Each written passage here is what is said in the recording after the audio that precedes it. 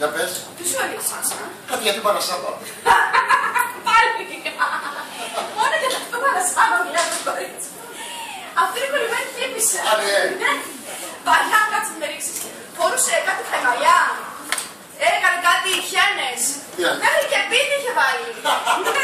Τι είναι αυτό? Τι το πίτι ρε παιδιά? Το πίτι? Αυτή η βούλα που έχουν ήρθει στο μέτωπο. Ναι ρε εσύ. Αυτό που λέμε μαύρη με τη βούλα. Τι είπες τώρα? Όπα, ξέρω ότι ακούστηκε λίγο. Τι είπε τώρα? Δεν είμαι ρατσιστής. Δεν είμαι ρατσιστής, αλήθεια. Μου φεύγει κανένα. Νομίζω ότι είσαι λίγο, Έχω κάνει πολύ μεγάλη προσπάθεια. Στο σχολείο όλοι λέγανε τους Κινέζους σκιστομάτιδες, τους Τσιγκάνους γύφτους. Προσπάθησα να ξεφύγω.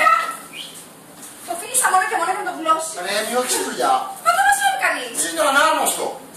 Δεν είναι ανάρμοστο. Όταν κάνει πριν, αλλά περάστε πια τώρα, ναι.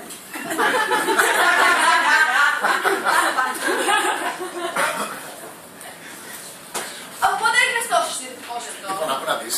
Από ό,τι καταλαβαίνω σήμερα δεν επικοινωνούμε, οπότε καλύτερα να τα πούμε αργότερα. Τα λέμε. Δώσε.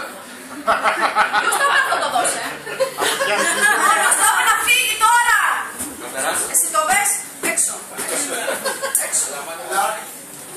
Ο άνθρωπός μου, το παλιά. Όχι μόνο μπερδεμένος, αλλά και φασίστας. Και φασίστας, στο αριστερό μπαλκόν. Έχω πιάσει λευκείο.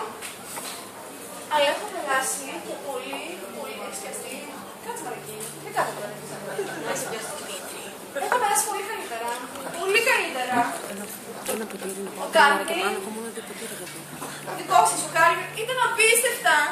Ολοκληρωτικά αφοσιωμένος.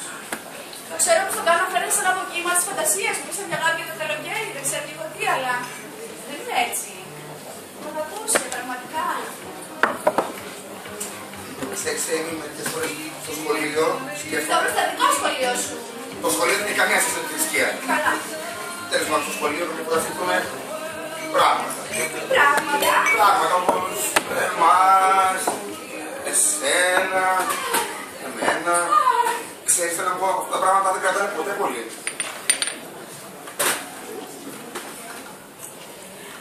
Θες να με χωρίσεις! Όχι, διότι... Θες να με χωρίσεις! Όχι, απλά θέλω να πω ότι δεν κρατάνε ποτέ πολύ και θα πεθάνουν αν δεν είναι μαζί σου. Μα είμαστε μαζί τώρα! Ναι, και θα συνεχίσουμε να είμαστε. Και όταν τελειώσει το σχολείο και πας στο πανεπιστήμιο και γίνεις δικηγορίνα και εγώ πάω με τους παραστρατιωτικούς. Πού είναι ο πατέρας σου? Δουλειά. Η μάνα σου? Στο γυμναστήριο, αργά θα μιλήσει. Τι να κάνουμε? Ναι.